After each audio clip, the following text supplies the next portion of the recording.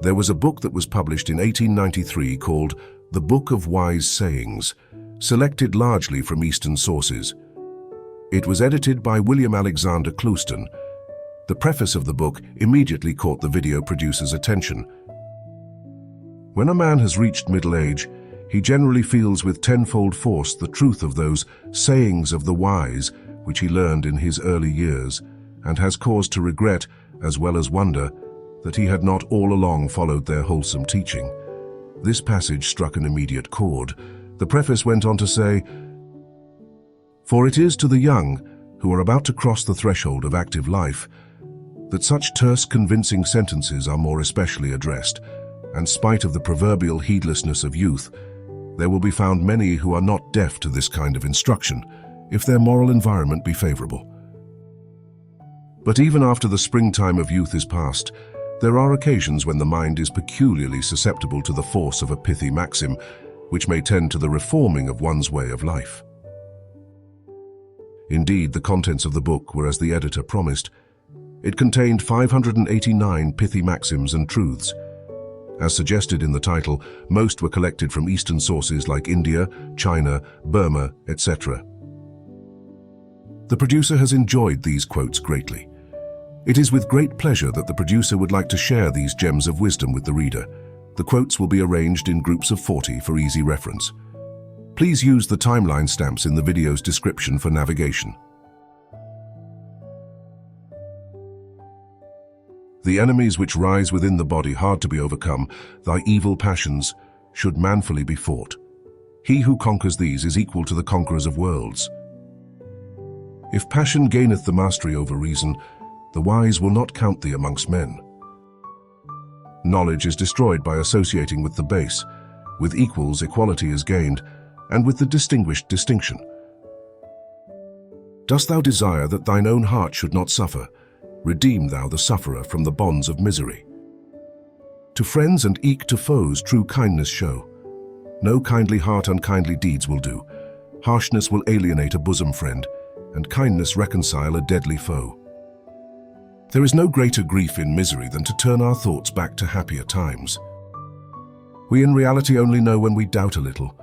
With knowledge comes doubt. In the hour of adversity be not without hope, for crystal rain falls from black clouds. One common origin unites us all, but every sort of wood does not give the perfume of the lignum aloes.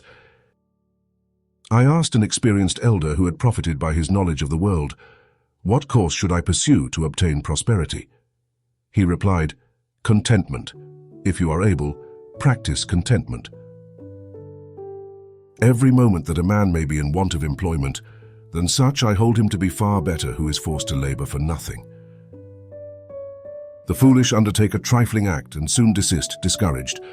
Wise men engage in mighty works and persevere. Those who wish well towards their friends disdain to please them with words which are not true.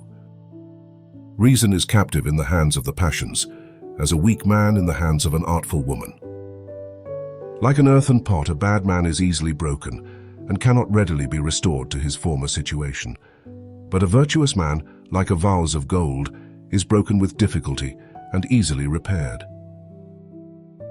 The son who delights his father by his good actions, the wife who seeks only her husband's good, the friend who is the same in prosperity and adversity, these three things are the reward of virtue.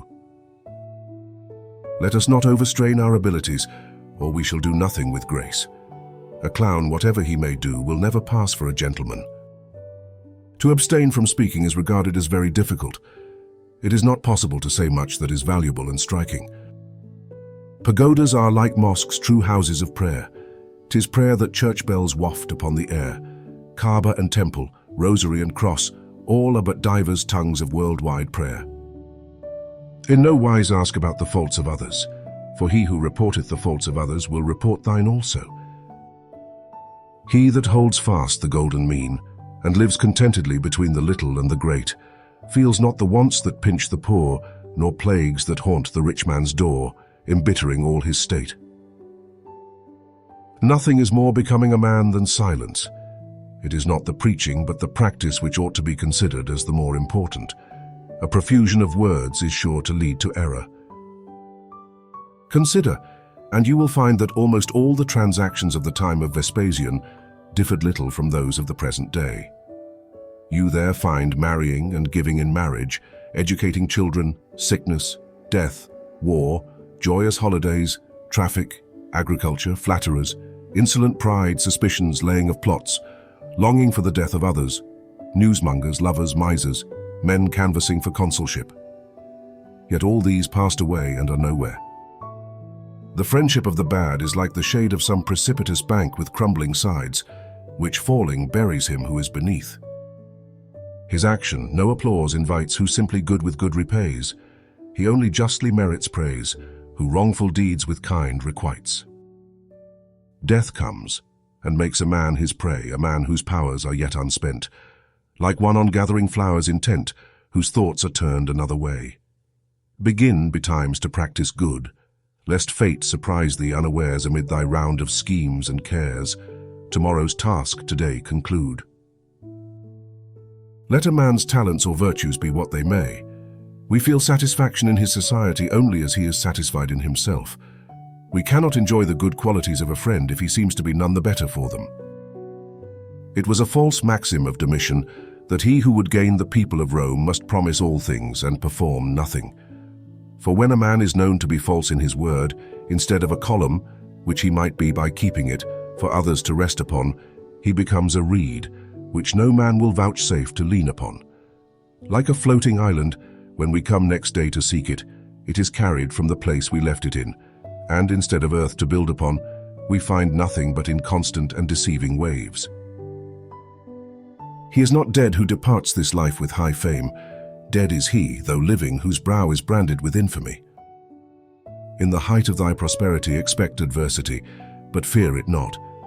If it come not, thou art the more sweetly possessed of the happiness thou hast, and the more strongly confirmed. If it come, thou art the more gently dispossessed of the happiness thou hadst, and the more firmly prepared. A prudent man will not discover his poverty, his self-torments, the disorders of his house, his uneasiness, or his disgrace.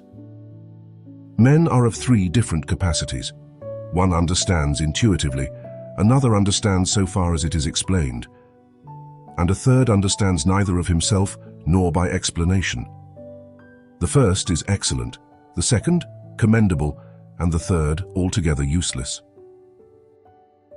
It is difficult to understand men, but still harder to know them thoroughly. Worldly fame and pleasure are destructive to the virtue of the mind. Anxious thoughts and apprehensions are injurious to the health of the body. Alas for him who is gone and hath done no good work. The trumpet of March has sounded, and his load was not bound on. Human experience, like the stern lights of a ship at sea, illumines only the path which we have passed over.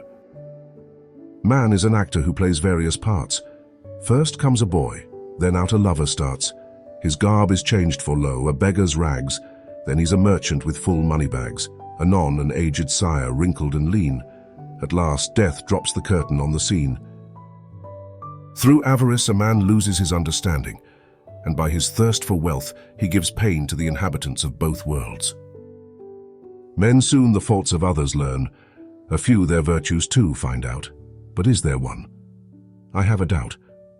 Who can his own defects discern? In learning, age and youth go for nothing. The best informed take the precedence.